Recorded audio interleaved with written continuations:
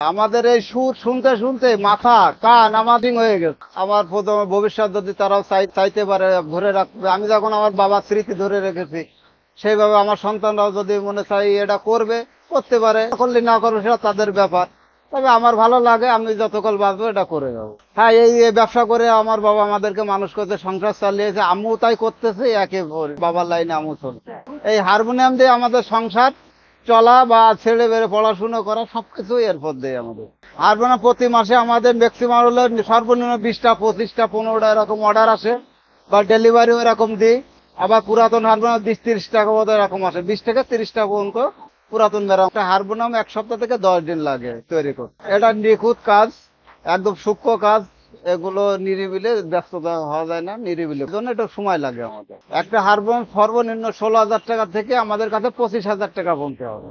এর পার্থক্য মাল আছে, কাঠ আছে, বাঁশি আছে, আপনার বিভিন্ন মাল মেটেরিয়ালস গুলো লাগে। এটা তো আমাদের ইন্ডিয়া থেকে আসে। দেখেন, এটা আমাদের কোনো মিডিয়ায় বা প্রচার করা লাগে না। যারা গান বাজনার জগতে আছে বাংলাদেশ থেকে আমাদের এখানে ফোন নাম্বারে যোগাযোগ করে বা আসে।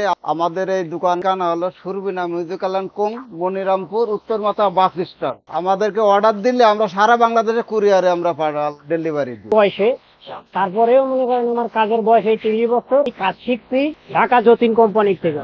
তারপরে আর ঢাকা যাওয়া হয়নি। আমি এই যশোরে আছি, মনিরামপুরে। কাজের ভিতরে আসার একমাত্র কারণ হয়েছে, এর আগে আমি অন্য একটা কাজ করতাম, তারপরেও কাজ আর ভালো লাগেনি। তারপরে আমার বাড়ির কয়েকজন ভাই আছে এই কাজ করতো, এই কাজ ওই কাজটা দেখার পরে আমার একটা আগ্রহ জাগছে। তারপর থেকে আমি এই কাজে জড়িত। এই হারমোনিয়ামের শুরু থেকে শেষ আমি সব কাজ পারি। কাঠি বানাইতে হয়, পালিট বানাইতে হয়, বিভিন্ন রকমের কাজ আছে, রং করতে হয়, তারপর বাঁশি লাগাইতে হয়। ঠিক আছে, এর জন্য আমাদের ওস্তাদ আছে আলাদা। আমাদের ওস্তাদ আছে, ওস্তাদে টিউন করে দিয়ে যায়। সে শুধু টিউনিং করে। যে আমাদের যে ওস্তাদ, সে ওস্তাদ মনে করেন খুলনা, যশোর, সাতক্ষীরা, এর ভিতরে আমাদের ওস্তাদের সামনে কোনো ওস্তাদ নাই। টিউন মাস্টার আর নাই। নর্মাল যে কোনো মিস্ত্রি চেষ্টা করলেও এই কাজটা সম্ভব না। বড় বড় ফার্নিচারের কাজ করে না, তাদের দ্বারাও সম্ভব না এটা। এর রহস্যটা হলো মনে করেন ছোট ছোট কাজ, আঠা পেস্টিং এর, তারপরে নিখুঁত কাজ। এই কারণে সবার দ্বারা হয় না। সম্ভব ঠিক আছে, কিন্তু আমাদের মতো তো সুন্দর হয় না বা পারে না। বাঁশিটা হলো মনে করেন এই যে ছোট ছোট পিতলের থাকে, ঠিক আছে, উপরে একটা পাত বসানো থাকে, ওটা ইন্ডিয়া থেকে আসে, বাংলাদেশে হয় না, বা ইন্ডিয়া ছাড়া কোথাও তৈরিও হয় না। দেখে কাজটা খুব ভালো লাগতো, তাই দেখতাম যে কাজ করতে মানুষ আসতেছে, গান বাজনা করতেছে, খুব একটা আনন্দ পেতাম। বাবার কাছে লোকজন যারা গান টান শিখাবে, আশা করে শিখবে, আমার ছেলে মেয়েদেরকে শেখাবে, তারা আসতো বাবার কাছে এসে বলতো যে দাদা আমার একটা হারমোনিয়াম লাগবে।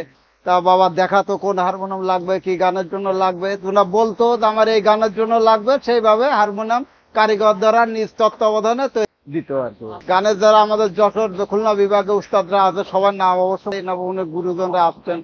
অধ্যার্য ব্যানার্জি আছেন, মকলেশ সারম ছিলেন, সবাই আসতেন আমার বাবার ওখানে। হ্যাঁ, বড় শিল্পীরা আসতেন। এই থেকে মনে আর চাইলো যে আমি বাবার পরে এই ব্যবসাটাই, আর ছোটবেলা থেকে আর কি ওই মনের একটা ভাব আছে যে আমি এই কাজটা ছড়াই করবো, এটা নিশা ধরে গেল। এই নিশা থেকে পরবর্তীতে বাবা যখন ছেড়ে দিল, তখন আমি নিজে ধরে নিলাম যে আমি এটাই দিয়ে যাবো স্মৃতি হিসাবে বাবার। এটা টিউনিং করতে আগে তো কোনো মেশিন ছিল না।